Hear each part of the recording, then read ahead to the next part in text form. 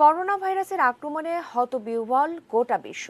তবে এটাই কি শেষ, নাকি মানব সভ্যতার জন্য অপেক্ষা করছে আরও দুঃসংবাদ? সেই প্রশ্নের উত্তর খুঁজেছেন মফিদুল তপু।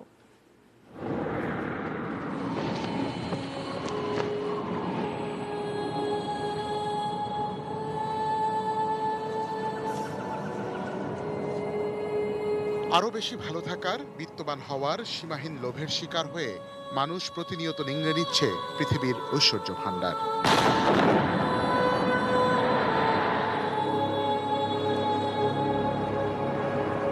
সেই লোভের বশেই মানুষ যেন ভুলেই গেছে কোথায় গিয়ে থামতে হবে তাকে।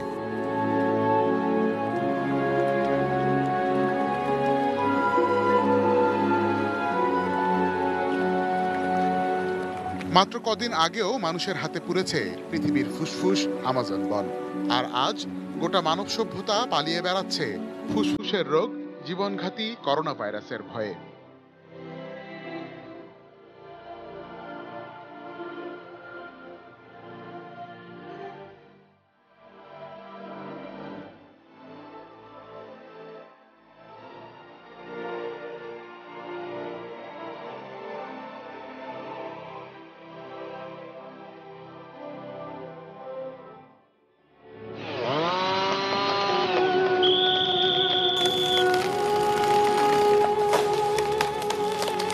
বনভূমি ও গাছপালা উজাড় হয়ে যাওয়ার কারণে বাড়ছে পৃথিবীর তাপমাত্রা। প্রতিনিয়ত গলছে মেরু অঞ্চল সহ উত্তর গোলার্ধের তুন্দ্রা, সাইবেরিয়া, আলাস্কা ও গ্রিনল্যান্ড অঞ্চলের বরফ। লক্ষ লক্ষ বছর ধরে জমাট বাঁধা এসব বরফের স্তরে স্তরে সংরক্ষিত হয়ে আছে পৃথিবীর ইতিহাস।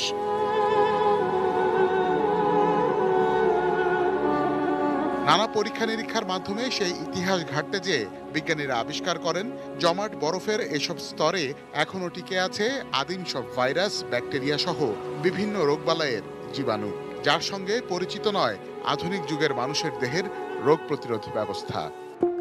In December 2016, a remote community in Siberia experienced a mysterious outbreak. 2016 সালে রাশিয়ার সাইবেরিয়া অঞ্চলে হঠাৎ করেই ছড়িয়ে পড়েছিল অ্যানথ্রাক্স রোগ। 12 বছর বয়সে একটি শিশুর মৃত্যু এবং 90 জন আক্রান্ত হওয়ার কারণ খুঁজতে যেয়ে বিজ্ঞানীরা নিশ্চিত হন 75 বছর আগে মারা যাওয়া একটি বলগা হরিণ থেকে রোগটি ছড়িয়েছে। উষ্ণ আবহাওয়ায় বরফায়িত মাটি বা পার্মাফ্রস্ট গলে ছড়িয়ে পড়েছিল সেই anthrax. As they're exposed to air and bacteria, this organic material starts to decompose. এরপর আরো বিশদ গবেষণা করতে যেয়ে বিজ্ঞানীরা আবিষ্কার করেন মহামারী ছড়াতে সক্ষম নানা রকমের জীবন্ত সুপার ভাইরাস ও ব্যাকটেরিয়ার, যেগুলো আদর্শ পরিবেশ অর্থাৎ আরেকটু উষ্ণতা পাওয়ার সঙ্গে সঙ্গে ছড়াতে শুরু করবে প্রকৃতিতে। We are lucky enough to discover two new giant viruses. আমরা প্রথমবারের চেষ্টাতেই 30,000 বছরের পুরনো সুপার ভাইরাসকে জাগিয়ে তুলতে পেরেছি। সেটা তাৎক্ষণিকভাবে অ্যামিবাকে সংক্রমণ করতে পেরেছে, কিন্তু আমরা আসলে জানি না পার্মাফ্রস্টের ভেতরে আরো কি ধরনের জীবাণু লুকিয়ে আছে। এটা বলা বা অনুমান করাও সম্ভব না। সেই দুঃসময়ের জন্য কতটা প্রস্তুত মানব সভ্যতা? করোনা ভাইরাস কি তবে সেই শুরুর ইঙ্গিত? Mofidul Topu, ATN news, Dhaka.